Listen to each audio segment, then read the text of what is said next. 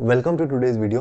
तो आज के वीडियो में हम लोग बात करेंगे कि कैसे तुम लोग कोई भी स्टॉक को एनालाइज कर सकते हो इनिशियली, मतलब स्टार्टिंग में कैसे तुम लोग कोई भी स्टॉक को एनालाइज कर सकते हो, क्योंकि हम लोग को समझ ही नहीं आता है कि कौन सा स्टॉक को हम लोग डीप एनालाइज करें एंड कौन सा स्टॉक को हम लोग छोड़ दें, हम लोग इनिशियल फेज में उसको छोड़ दें। तो आज के वीडियो में तुमको ये सारी चीज़ समझ आ जाएगा कि कैसे तुमको कौन सा स्टॉक को एनालाइज करना है एंड कैसे तुमको कौन सा स्टॉक को वहीं पर छोड़ देना है कि उस पर तुमको और फर्दर दिमाग नहीं लगाना है। तो जल्दी चैनल सब्सक्राइब कर दो, चलो स्टार्ट करते हैं।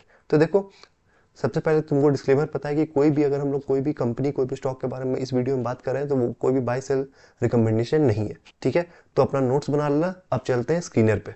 तो देखो, आ गए हम लोग स्क्रीनर पे, ठीक है। अब स्क्रीनर पे आके हम लोग कोई भी कंपनी यहाँ पे सर्च करेंगे एंड उस पर हम लोग फिर फर्दर एनालिसिस करेंगे कि मैं कैसे एनालाइज करता हूँ कोई भी कंपनी का, कि क्या उसका उस पर मेरे को और फर्दर एनालिसिस करना चाहिए या नहीं करना चाहिए, ठीक है। तो देखो, फॉर एग्जांपल एक कंपनी है प्रिकॉल, जो कि ऑटो कंपोनेंट्स बनाता है। तो अगर सपोज करो तुम ये कंपनी आइडेंटिफाई किए कुछ भी करके, या तो तुम मेरा स्टॉक स्क्रीनर यूज़ किए जो कि मैंने एक वीडियो में ऑलरेडी बताया, इसका लिंक तुमको डिस्क्रिप्शन में मिल जाएगा, वो तुम लोग यूज़ किए, या फिर तुम लोग को लगता है कि कोई पर्टिकुलर इंडस्ट्री है वो अच्छा परफॉर्म करने वाला है, वो बहुत बढ़िया परफॉर्म करेगा, वो तुमको ऐसा लगता है, तुम उसका ग्रोथ ड्राइवर देखे, तुम उसका टेल विंड हेड विंड सारा कुछ देखे, तुमको लगता है वो इंडस्ट्री अच्छा परफॉर्म करेगा, तो तुमको एक कंपनी मिला जो कि तुमको लगता है ये कंपनी अच्छा परफॉर्म कर सकता है, तो उसमें फिर हम लोग बेटर एनालिसिस करेंगे, उस पर हम लोग फर्दर एनालिसिस करेंगे।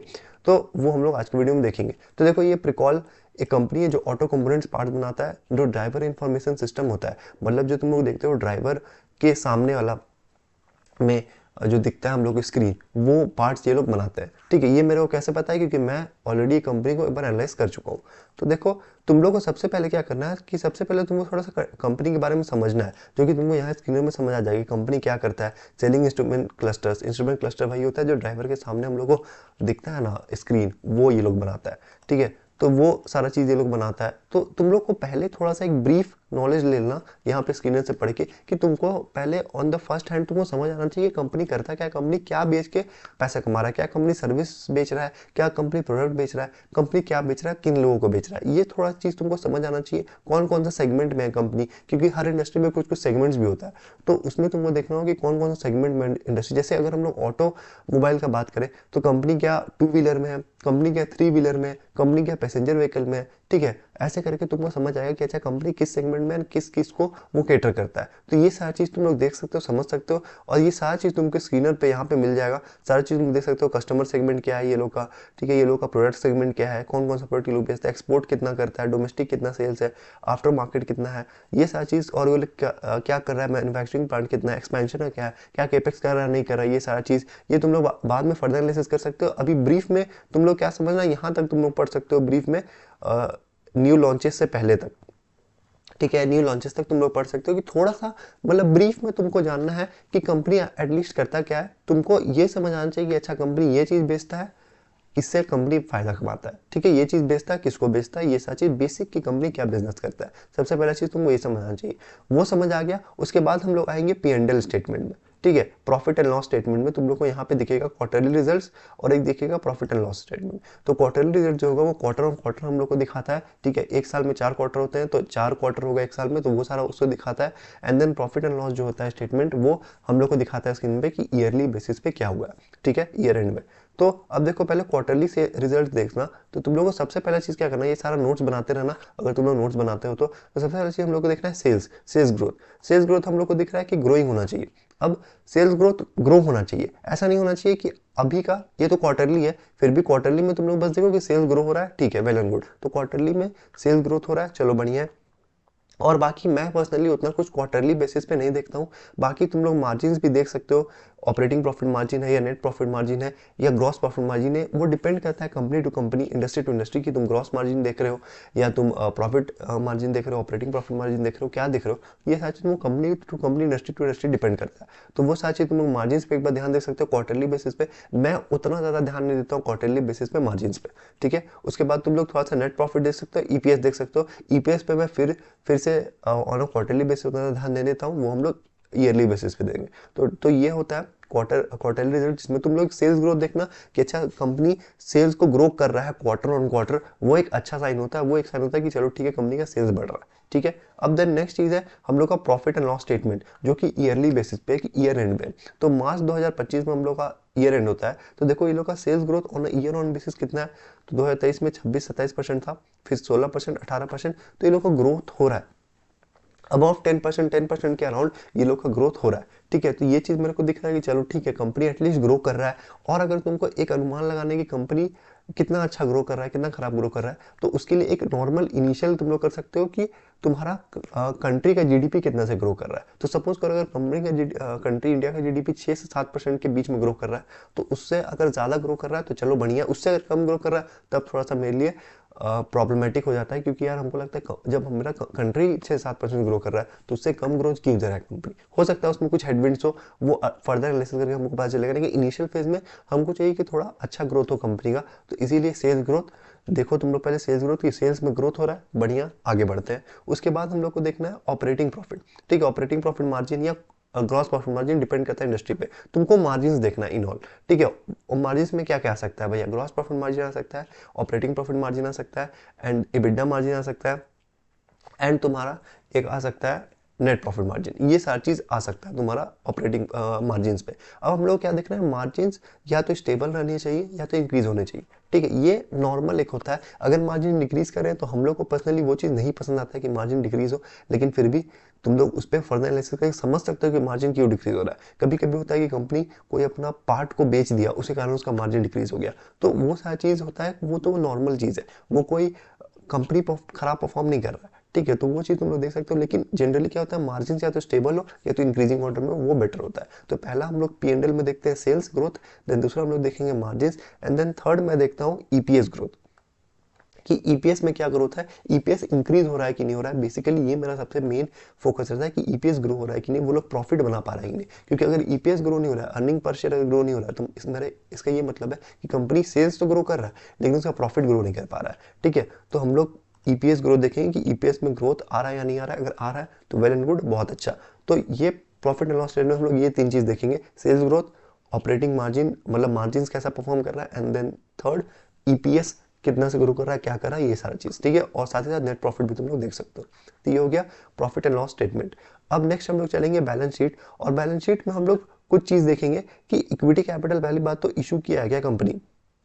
अगर कंसिस्टेंटली बेसिस पे इक्विटी कैपिटल इशू करे जा रहा है कंपनी, इक्विटी कैपिटल बढ़ते जा रहा है कंपनी का, तो वो मेरे हिसाब से मैं पर्सनली उसको एक अच्छा साइन नहीं लेता हूं, क्योंकि मेरे को दिखता है कि कंपनी बहुत ज़्यादा अपना इक्विटी डाइल्यूट कर रहा है, बार बार डाइल्यूट कर रहा है, तो वो चीज़ मेरे लिए एक अच्छा साइन नहीं होता है। लेकिन बहुत लोग उसको सही ठीक साइन भी कंसिडर करते हैं, तो डिपेंड करता है। मैं पर्सनली उसको उतना बढ़िया साइन नहीं करता हूँ।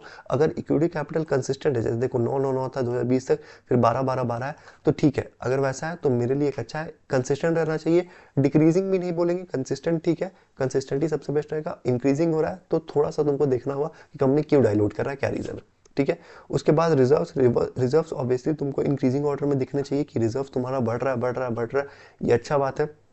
रिजर्व अगर बढ़ता रहे बढ़ता रहे बढ़ता रहे, ये बहुत अच्छा चीज़ होता है कंपनी के लिए। ठीक है, फिर है बोरविंग। अब देखो बोरविंग या तो स्टेबल हो या अगर इंक्रीज कर रहा हो, तो तुम लोग को बोरविंग और रिजर्व को साथ में देखना होगा।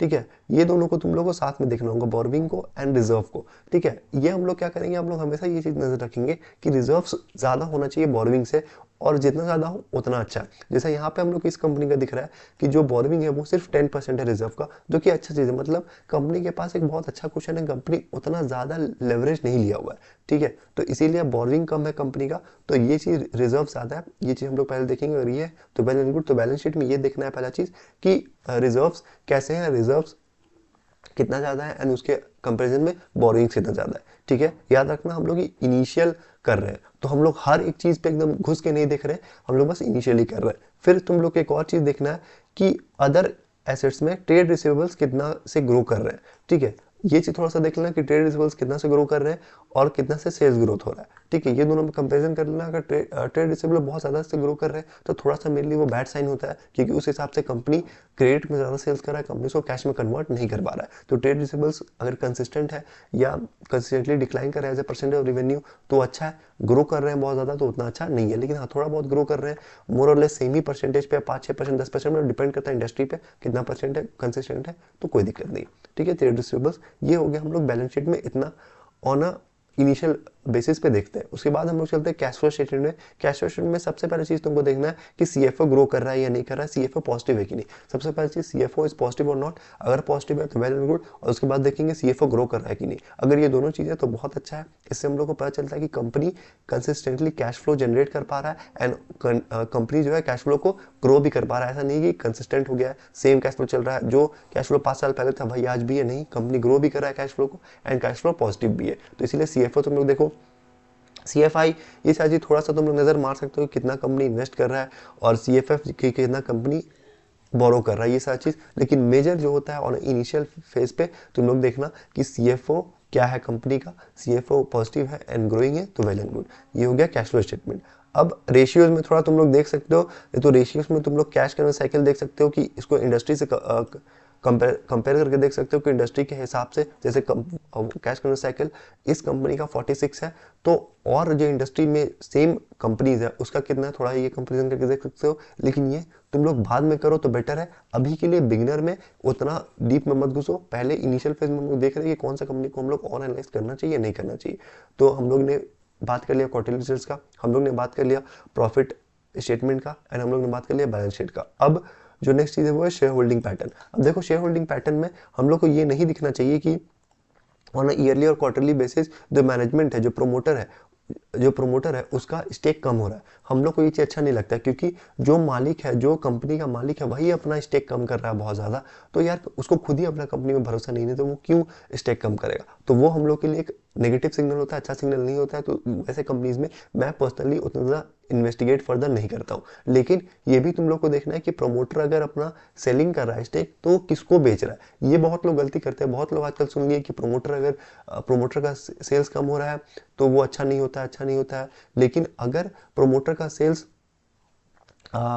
कम हो रहा है लेकिन वो एफआईआई या डीआईआई को बेच रहा है तो उतना ज़्यादा प्रॉब्लम नहीं है, क्योंकि एफआईआई डीआईआई भी स्मार्ट मनी होते हैं, तो वो लोग भी उसमें इन्वेस्ट करें, मतलब वो अच्छा स्टॉक हो सकता है। तो हमेशा देखना कि प्रोमोटर का सेलिंग हो रहा है कि नहीं। अगर प्रोमोटर का सेलिंग नहीं हो रहा है तो बहुत अच्छा चीज़ है, लेकिन अगर सेलिंग हो रहा है तो किसको हो रहा है, एफआईआई डीआईआई को हो रहा है, पब्लिक हो रहा है। अगर पब्लिक हो रहा है तो वो एक थोड़ा सा खराब बात है, लेकिन फिर भी ये बहुत ज़्यादा जजमेंटल चीज़ होता है, क्योंकि डिपेंड करता है। अगर हो सकता है प्रोमोटर 1-2% सेल कर दिया अपना प्रॉफिट कमाने के लिए, तो कोई बड़ा चीज़ नहीं होता है उसमें। ठीक है, अब हम लोग देखते हैं कि एफआईआई का इंक्रीजिंग ऑर्डर में है या डिक्रीजिंग ऑर्डर में है जो तुम्हारा स्टेक है। अगर एफआईआई डीआई का स्टेक जो इंक्रीजिंग ऑर्डर में है तो बहुत अच्छा बात है, बहुत बढ़िया बात है। और पब्लिक का अगर डिक्रीजिंग ऑर्डर में तो वो भी बहुत अच्छा बात है। तो ये चीज़ हम लोग को दिख रहा है कि इसका भी देखो, अगर तुम तो एफआईआई का इंक्रीजिंग ऑर्डर में, डीआईआई का भी इंक्रीजिंग ऑर्डर में एंड पब्लिक का डिक्रीजिंग ऑर्डर में, तो ये चीज़ अच्छा होता है। ये चीज़ दिखता है कि स्मार्ट मनी इस कंपनी में इन्वेस्ट कर रहा है। ठीक है, तो ये शेयर होल्डिंग पैटर्न हम लोग थोड़ा सा एनालाइज कर सकते हो, थोड़ा सा देख सकते हो, समझ सकते हो शेयर होल्डिंग पैटर्न को। ठीक है, तो ये एक बेसिक एनालिसिस है जो तुम लोग कर सकते हो कोई भी कंपनी में फर्दर एनालिसिस करने से पहले। अगर ये सारी चीज़ तुमको टू द पॉइंट मिल रहा है कि सेल्स ग्रोथ है, ठीक है, ऑपरेटिंग मतलब मार्जिन सही पे है, फिर ईपीएस या नेट प्रॉफिट ग्रो कर रहा है, उसके बाद बैलेंस शीट में रिजर्व्स ज़्यादा है बोरोइंग से, और रिजर्व्स अच्छा खासा है, बोरोइंग उतना ज़्यादा नहीं है, ट्रेड रिसीवेबल उतना ज़्यादा ग्रो नहीं कर रहा है, उसके बाद सीएफओ पॉजिटिव है, सीएफओ ग्रोइंग है, and then shareholding pattern में कुछ ऐसा नहीं है कि प्रोमोटर सेलिंग हो रहा है या एफआईआई डीआईआई सेल कर रहे हैं पब्लिक को, ऐसा कुछ नहीं है। तो वो एक ठीक कंपनी माना जा सकता है, उस पर फर्दर एनालिसिस किया जा सकता है। तो मेरे को कमेंट सेक्शन में बताना तुम लोग के वीडियो कैसा लगा हो, पसंद आया तो लाइक कर देना, चैनल को सब्सक्राइब कर देना और चैनल पर बने रहना, क्योंकि हम लोग का अमेजिंग कंटेंट आते रहता है। तब तक के लिए साइनिंग ऑफ।